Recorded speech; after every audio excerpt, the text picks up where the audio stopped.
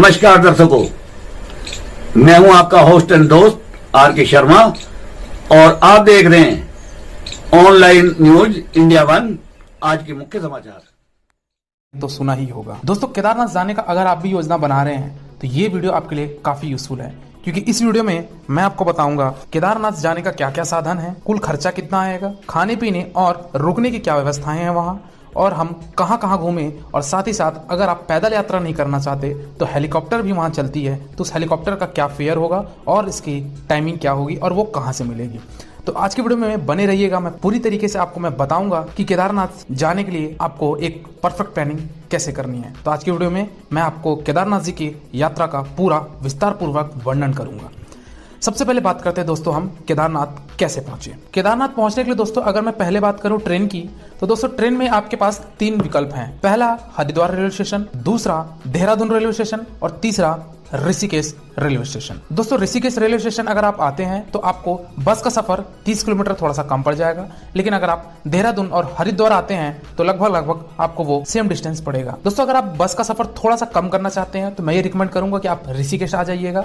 Otherwise अगर आपको कोई आपत्ति नहीं है तो आप हरिद्वार तक आ सकते हैं, क्योंकि हरिद्वार तक हमारी सारी प्रमुख ट्रेनें आती हैं। ऋषिकेश तक सारी ट्रेनें नहीं जाती हैं, कुछ ही ट्रेन वहां जाती हैं। तो आप अपने हिसाब से अपने शहर से जो भी आपके ट्रेन अवेलेबल होंगी आप जरूर वहां तक देख लीजिएगा, चाहे वो हरिद्वार हो, चाहे वो आपका ऋषिकेश हो, चाहे आपका वो देहरादून है। तो दोस्तों केदारनाथ पहुंचने के लिए ट्रेन का सफर सिर्फ इतना ही संभव है, बाकी का सफर आपका बस से करना होगा। केदारनाथ यात्रा के लिए आपको सबसे पहले सोनप्रयाग पहुंचना होगा। दोस्तों सोनप्रयाग जाने के लिए तीनों रेलवे स्टेशन से आपको बस अवेलेबल होगा, यानी कि देहरादून से भी आपको बसेस मिलेंगी सोनप्रयाग के लिए, हरिद्वार से भी सोनप्रयाग के लिए मिलेंगी, और साथ ही साथ आपके ऋषिकेश अगर आप आते हैं तो वहां से भी आपको आराम से सोनप्रयाग के लिए बस मिल जाएगी। दोस्तों केदारनाथ पहुंचने के लिए अगर आपका माध्यम फ्लाइट से है तो दोस्तों अगर मैं फ्लाइट की बात करूं तो देहरादून एयरपोर्ट आप फ्लाइट से आ सकते हैं। आपके जिस भी राज्य से या फिर जिस भी शहर से आपकी फ्लाइट देहरादून के लिए अवेलेबल है तो आप देहरादून तक आ सकते हैं, अन्यथा आप दिल्ली आकर आप दिल्ली से भी देहरादून के लिए फ्लाइट पकड़ सकते हैं।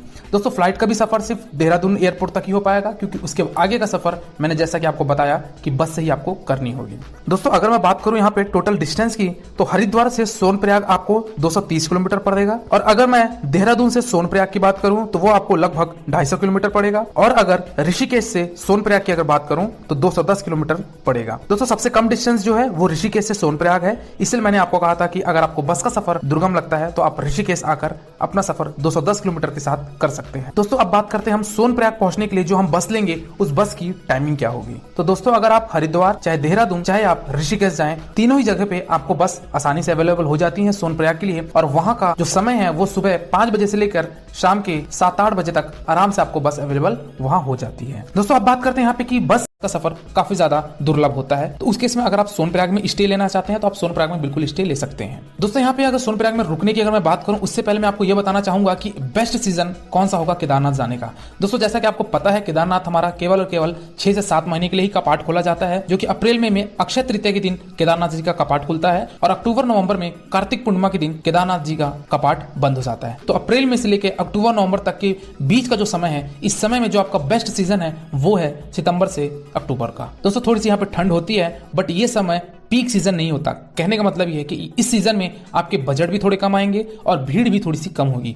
दोस्तों मई और जून की अगर मैं बात करूं काफी ज्यादा वहां पे भीड़ होती है, क्योंकि ये गर्मी छुट्टी का सीजन होता है, तो काफी लोग वहां जाते हैं। और दोस्तों अगर आप जुलाई अगस्त में जाते हैं तो केदारनाथ में कभी भी वर्षा हो जाती है, जिससे आपकी यात्रा में उतना आनंद नहीं आ पाएगा, इसलिए आप जुलाई अगस्त का सीजन मत करिए। करना है तो आप आराम से अपना अक्टूबर नवंबर कर सकते हैं, क्योंकि वो सीजन में आपका बजट भी कम हो जाते हैं, क्योंकि होटल के चार्ज खाने पीने के चार्ज डबल से ट्रिपल रेट वहां के लोग चार्ज करते हैं अगर आप मई सीजन में जाते हैं। इसलिए बेस्ट सीजन है आपका अक्टूबर, और आप नवंबर में जाइए, आराम से आप दर्शन कर लेंगे और साथ ही साथ आपको कम बजट में केदारनाथ का दर्शन हो जाएगा। दोस्तों अब मैं बात करता हूँ सोनप्रयाग में अगर आप रुकना चाहते हैं तो वहां के होटल का किराया आपको 800 से 1000 तक मिलेगा। आप थोड़ी बहुत बार्गेनिंग करा सकते हैं अगर आप ऑफ सीजन में जा रहे हैं। अगर आप वही मई जून में जाएंगे तो इसका किराया लगभग 3000 से 4000 रुपए होटल वालों का किराया हो जाता है 24 घंटे का। दोस्तों अगर आपको ये 1000 रुपए भी काफी ज्यादा लग रहा है, अगर आप रूम नहीं लेना चाहते हैं तो दूसरा ऑप्शन आपके पास है डॉर्मेंट्री। दोस्तों सोनप्रयाग में बहुत सारे डॉर्मेंट्री हैं, आपको वो 350 रुपए प्रति व्यक्ति प्रतिदिन के हिसाब से वो आपको चार्ज करेंगे। दोस्तों अगर ये बजट भी आपको अगर ज्यादा लग रहा है तो मैं तीसरा विकल्प आपको बताता हूँ। सोनप्रयाग में आपको हॉल भी मिल जाएंगे। दोस्तों एक बहुत बड़ा हॉल है जिसमें आपको गद्दे, तकिए और आपको रजाई दे दी जाएगी और 100 रुपए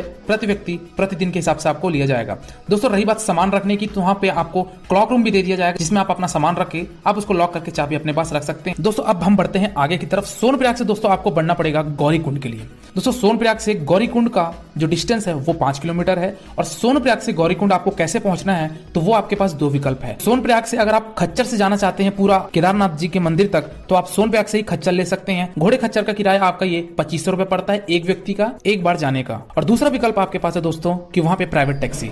दोस्तों सोनप्रयाग के आगे मैंने आपको बताया आपकी पर्सनल कार या फिर किसी भी तरीके की बस नहीं चलती है, तो वहां आपको सुमो, बुलेरो इस तरीके की आपको गाड़ी देखने को मिलेगी जो कि वो 30 रुपए प्रति व्यक्ति लेते हैं और वो 5 किलोमीटर का दूरी आपको आधे से 1 घंटे में आपको वो गौरीकुंड पहुंचा देते हैं। तो दोस्तों आप गौरीकुंड इस जीप के माध्यम से पहुंच सकते हैं और अगर आप ट्रैकिंग नहीं करना चाहते यानी पैदल यात्रा नहीं करना चाहते हैं तो आप सोनप्रयाग से ही घोड़े खच्चर लेकर आप केदारनाथ यात्रा की तरफ प्रस्थान कर सकते हैं। दोस्तों हम गौरीकुंड पहुंच चुके हैं। वहां पे गौरीकुंड में ही एक श्री गौरी माता मंदिर का सफर काफी ज्यादा दुर्लभ होता है, तो उस केस में अगर आप सोनप्रयाग में स्टे लेना चाहते हैं तो आप सोनप्रयाग में बिल्कुल स्टे ले सकते हैं। दोस्तों यहाँ पे अगर सोनप्रयाग में रुकने की अगर मैं बात करूं उससे पहले मैं आपको यह बताना चाहूंगा कि बेस्ट सीजन कौन सा होगा केदारनाथ जाने का।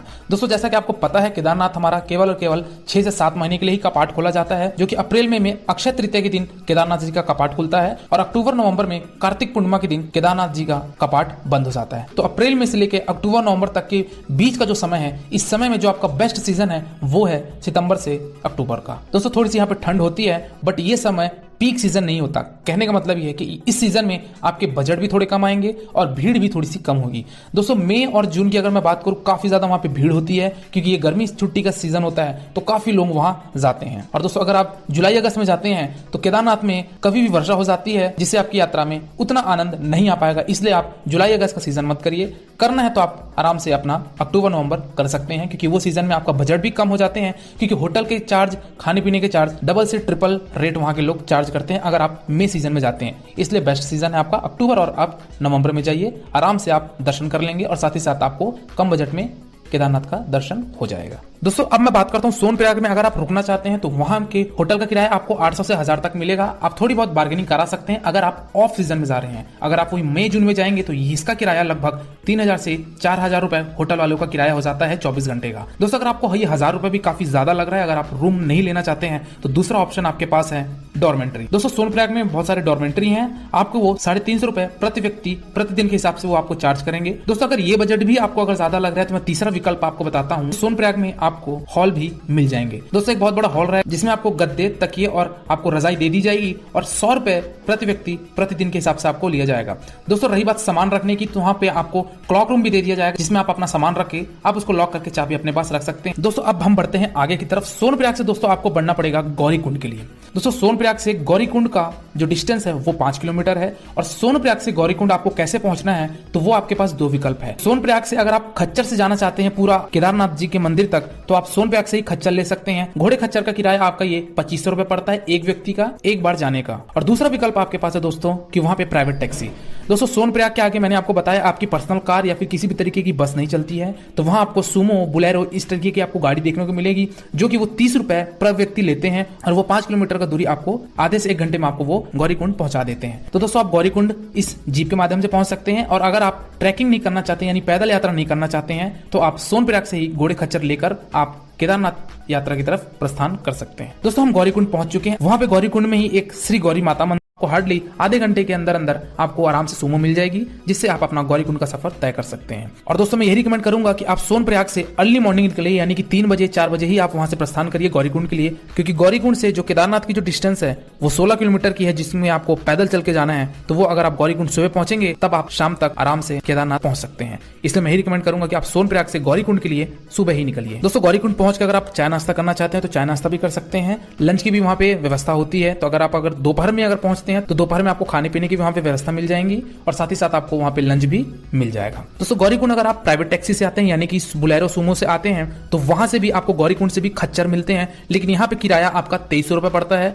सोनप्रयाग से हमारा वो किराया 2500 रुपए था घोड़े खच्चर का और गौरीकुंड से हमारा जो किराया था वो 2300 रुपए हो जाता है। दोस्तों गौरीकुंड से आप पिट्ठू भी कर सकते हैं। पिट्ठू का किराया आपका लगभग 5 से 6 हजार रुपए उन लोग लेते हैं केवल एक बार का केदारनाथ पहुंचाने तक का। तो आप पिट्ठू भी वहां से कर सकते हैं अगर आप पिट्ठू करना चाहते हैं। दोस्तों हम प्रारंभ करते हैं अपनी पैदल यात्रा यानी कि 16 किलोमीटर की ये यात्रा हम गौरीकुंड से केदारनाथ तक का यात्रा हम पैदल यात्रा शुरू करते हैं। दोस्तों अगर आप पैदल यात्रा करना चाहते हैं तो आपको वहां पे लाठी का सहारा जरूर लेना पड़ेगा। तो दोस्तों गौरीकुंड में ही वहां पे बहुत सारे शॉप्स लगे हुए हैं तो वो लाठी देते हैं। लाठी का जो रेट है वो 30 रुपए है। तो आप एक लाठी खरीद लीजिए जिससे आपको मदद हो जाएगी आपके यात्रा में, क्योंकि लाठी की मदद से जो आप चढ़ाई करेंगे तो थोड़ी सी आपको सहूलियत हो जाएगी। तो आप एक लाठी जरूर ले लीजिएगा जिसका किराया 30 रुपए आपका वो लेगा। वो गौरीकुंड में ही आराम से बहुत सारे वहां पे शॉप्स हैं तो वहां पे आपको मिल जाएंगे। दोस्तों अगर आप पैदल यात्रा नहीं करना चाहते हैं, अगर आपको स्वास्थ्य प्रॉब्लम है या फिर आपको चलने में थोड़ी सी परेशानी है या फिर आपके फैमिली में किसी को परेशानी है, तो अगर आप हेलीकॉप्टर करना चाहते हैं तो दोस्तों यहाँ पे मैं थोड़ी सी आप हेलीकॉप्टर की बात कर लेता हूं। दोस्तों अगर आप हेलीकॉप्टर से जाना चाहते हैं तो आपको सोनप्रयाग जाने की आवश्यकता नहीं है। सोनप्रयाग से 15 किलोमीटर पहले आपको एक जगह पड़ेगी जिसको कहा जाता है फाटा। दोस्तों आप फाटा उतरिए और फाटा में ही आपका काउंटर बना हुआ है तो वहां से आप टिकट बुक कर लीजिए। दोस्तों टिकट की अगर मैं फेयर की बात करूं तो आपका 6,000 रुपए राउंड ट्रिप का होता है, यानी कि अगर आप फाटा से केदारनाथ जाना चाहते हैं, वहां दर्शन करके वापस लौटना भी चाहते हैं तो उसका एक व्यक्ति का जो किराया है वो आपका 6,000 रुपए पड़ जाता है। दोस्तों अगर आप पीक सीजन में आ रहे हैं या फिर हो सकता है आपको हेलीकॉप्टर के टिकट ना मिले ऑफलाइन, तो आप ऑनलाइन बुकिंग भी कर सकते हैं। दोस्तों जो वेबसाइट है वो आपकी स्क्रीन के सामने ये है और इस वेबसाइट पे जाके आप अपनी हेलीकॉप्टर की बुकिंग भी करवा सकते हैं। चलिए दोस्तों अब बात करते हैं हम यहाँ पे पैदल यात्रा की। दोस्तों पैदल यात्रा करते हुए आपको काफी ज्यादा सुंदर प्राकृतिक सौंदर्य दिखेगा और साथ ही साथ वहां पे बर्फ की ग्लेशियर्स, वहां पे पर्वतों पे बर्फ की चादर और साथ ही साथ वहां का नजारा काफी सुंदर होता है। मंदाकिनी नदी के ऊपर पुल बने हुए हैं तो पुल का भी बहुत अच्छा आनंद ले सकते हैं। वहां की जो व्यूज हैं, वहां की जो ब्यूटी है वो काफी अच्छी है। अगर आप फोटोशूट में इंटरेस्ट रखते हैं तो आप बाकायदा इस 16 किलोमीटर की पैदल यात्रा का आप भरपूर आनंद आप उठा सकते हैं। दोस्तों इस पैदल यात्रा के दरमियान आपको पर्वतों पर कुछ पुराने मार्ग दिखेंगे। पुराने मार्ग कहने का मतलब दोस्तों कि 2013 की जो आपदा आई थी, जो केदारनाथ में जो बाढ़ आई थी और जो आपदा आई थी और पर्वतें थे वो सब बह चुके थे इस आपदा के कारण, तो वहां पे पुराने मार्ग दिखते हैं। लेकिन अभी आप जो मार्ग से जाएंगे वो आपके नए मार्ग रहेंगे, लेकिन आपको उस पुराने मार्ग का भी कहीं कहीं आपको पहाड़ पे वो दृश्य दिखेगा। दोस्तों अगर आप रास्ते में चलते हैं तो वहां पे तंबू लगा के बहुत सारे आपको चाय नाश्ते के स्टॉल मिल जाएंगे। तो अगर आप चाय नाश्ता करना चाहते हैं, ब्रेकफास्ट करना चाहते हैं तो वो भी आप करते हुए चल सकते हैं। साथ ही साथ आपको जगह जगह पे वॉशरूम मिलेगी, जगह जगह वहां पे फर्स्ट एड सेंटर भी है। तो अगर आपको किसी प्रकार का सांस लेने में दिक्कत हो रही है या फिर जैसा भी अगर आपको कोई परेशानी महसूस होती है तो आप वहां पे कुछ दूरी पे आप वो बनी हुई है तो आप वहां जाके भी अपना चेकअप करवा सकते हैं। दोस्तों ये पैदल यात्रा आपके स्टेमिना के ऊपर डिपेंड करता है कि आप कितने घंटे में तय करते हैं। लेकिन अगर आप एक नॉर्मल स्पीड पे चलते हैं और आप कम जगहों में विश्राम करते हैं तो आप आराम से 7 से 8 घंटे में आप वो 16 किलोमीटर का सफर आप जरूर तय कर लेंगे। दोस्तों केदारनाथ से ठीक 1 किलोमीटर पहले आपका पड़ेगा एक बेस कैंप। तो दोस्तों वो बेस कैंप में ही आपके ठहरने की व्यवस्था और आपके खाने पीने की व्यवस्था होती है। दोस्तों हो सकता है आपको शाम हो जाए, 5-6 बज जाए। अगर आप मॉर्निंग में निकलते हैं तो 4-5 भी बच सकते हैं या फिर आपको हो सकता है 7-8 भी आपको बच सकते हैं बेस कैंप पे। दोस्तों बेस कैंप से केदारनाथ की दूरी 1 किलोमीटर की है और बेस कैंप में जैसा कि मैंने आपको बताया कि वहां आपको रुकने की व्यवस्था और वहां पे आपको खाने पीने की व्यवस्था होती है। दोस्तों यहाँ पे मेन चीज आती है कि हमको वहां पे रुकने की किस तरीके से वहां पे बुकिंग करनी पड़ेगी। तो दोस्तों बेस कैंप में ही हमारा GMVN का यानी कि गढ़वाल मंडल विकास निगम का वहां पे गेस्ट हाउस है। तो उस गेस्ट हाउस में भी आप रुककर रात गुजार सकते हैं। दोस्तों यहाँ पे रुकने के 3 पैमाने हैं, यानी कि यहाँ पे 3 प्रकार से आप यहाँ पे रुक सकते हैं। पहले ऑप्शन की अगर मैं बात करूं दोस्तों तो वहां पे बेस कैंप में बहुत सारे टेंट लगे होते हैं। उस टेंट में टोटल 10 बिस्तर होते हैं और 300 रुपए पर व्यक्ति पर डे आपका वो चार्ज होता है। तो अगर आपको टेंट अवेलेबल हो जाता है तो आप टेंट में 300 रुपए देकर आराम से वहां आप रात गुजार सकते हैं। 10 लोगों का वो टेंट होता है, 300 रुपए प्रति व्यक्ति चार्ज किया जाता है। दूसरे ऑप्शन की अगर मैं बात करूं दोस्तों तो वो है हट का। दोस्तों हट में हमारा एक कंबाइंड बेड लगी होती है। उस कंबाइंड बेड में 3 बेड का खंड होता है और 2 बेड का भी खंड होता है। तो वहां पे भी 10 बेड के अरेंजमेंट्स होते हैं एक हट में। वहां हट में जा सकते हैं और उसका जो किराया होता है वो 750 रुपए प्रति व्यक्ति प्रतिदिन होता है। तीसरे ऑप्शन की अगर मैं बात करूं दोस्तों तो वहां पे है हट हाउस, यानी कि एक आपको रूम की तरह देगा जिसमें आपको 6 बेड रहेंगे। अगर आप फैमिली सहित लेना चाहते हैं तो वो 6 बेड भी आप ले सकते हैं, जिसका किराया 990 रुपए यानी कि 1000 रुपए कहिए वो आपका पड़ जाएगा प्रति व्यक्ति प्रतिदिन वो आपका चार्ज लेंगे। दोस्तों बेस कैंप में थोड़ी सी कॉस्ट ज्यादा होती है। खाने पीने की अगर मैं बात करूं तो दोस्तों खाने पीने का आपको वहां पे जो चार्ज है लंच और डिनर का जो कॉस्ट है वो आपको 200 रुपए थाली सिस्टम में लगता है। और वही अगर सुबह का नाश्ता करते हैं तो सुबह का नाश्ता आपको 100 रुपए वहां पे ब्रेकफास्ट मिलेगा। खाना स्वादिष्ट होता है। दोस्तों होटल की अगर मैं नाम की बात करूं तो वही बेस कैंप से लगा हुआ कुछ दूरी पर है वहां पे अन्नपूर्णा रेस्टोरेंट। अन्नपूर्णा रेस्टोरेंट हमारा GMVN का ही है, यानी कि गढ़वाल मंडल विकास निगम का ही है। दोस्तों अगर आप मई जून के सीजन में जा रहे हैं, अगर आप केदारनाथ मई जून के सीजन में जा रहे हैं तो वहां पे आपको रूम मिलने की काफी ज्यादा समस्या हो सकती है। तो इसीलिए आप ऑनलाइन बुकिंग भी कर सकते हैं। GMVN की वेबसाइट पे जाकर आप ऑनलाइन बुकिंग आप कर सकते हैं, चाहे अगर वो टेंट में रुके चाहे वो कम। तो सुना ही होगा दोस्तों केदारनाथ जाने का अगर आप भी योजना बना रहे हैं तो ये वीडियो आपके लिए काफी यूजफुल है, क्योंकि इस वीडियो में मैं आपको बताऊंगा केदारनाथ जाने का क्या क्या साधन है, कुल खर्चा कितना आएगा, खाने पीने और रुकने की क्या व्यवस्थाएं हैं वहाँ, और हम कहाँ कहाँ घूमें, और साथ ही साथ अगर आप पैदल यात्रा नहीं करना चाहते तो हेलीकॉप्टर भी वहाँ चलती है, तो उस हेलीकॉप्टर का क्या फेयर होगा और इसकी टाइमिंग क्या होगी और वो कहाँ से मिलेगी। तो आज की वीडियो में बने रहिएगा। मैं पूरी तरीके से आपको मैं बताऊंगा कि केदारनाथ जाने के लिए आपको एक परफेक्ट प्लानिंग कैसे करनी है। तो आज की वीडियो में मैं आपको केदारनाथ जी की यात्रा का पूरा विस्तार पूर्वक वर्णन करूंगा। सबसे पहले बात करते हैं दोस्तों हम केदारनाथ कैसे पहुंचे। केदारनाथ पहुंचने के लिए दोस्तों अगर मैं पहले बात करूं ट्रेन की, तो दोस्तों ट्रेन में आपके पास 3 विकल्प हैं। पहला हरिद्वार रेलवे स्टेशन, दूसरा देहरादून रेलवे स्टेशन और तीसरा ऋषिकेश रेलवे स्टेशन। दोस्तों ऋषिकेश रेलवे स्टेशन अगर आप आते हैं तो आपको बस का सफर 30 किलोमीटर थोड़ा सा कम पड़ जाएगा, लेकिन अगर आप देहरादून और हरिद्वार आते हैं तो लगभग आपको वो सेम डिस्टेंस पड़ेगा। दोस्तों अगर आप बस का सफर थोड़ा सा कम करना चाहते हैं तो मैं ये रिकमेंड करूंगा कि आप ऋषिकेश आ जाइएगा।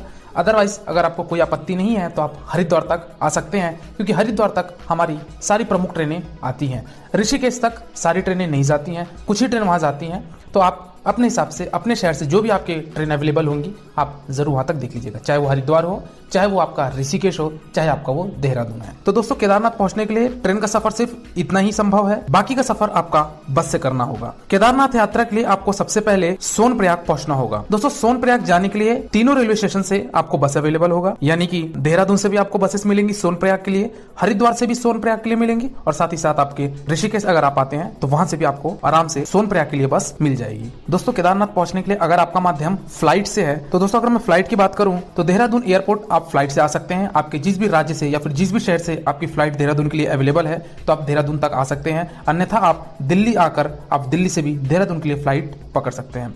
दोस्तों फ्लाइट का भी सफर सिर्फ देहरादून एयरपोर्ट तक ही हो पाएगा, क्योंकि उसके आगे का सफर मैंने जैसा कि आपको बताया कि बस से ही आपको करनी होगी।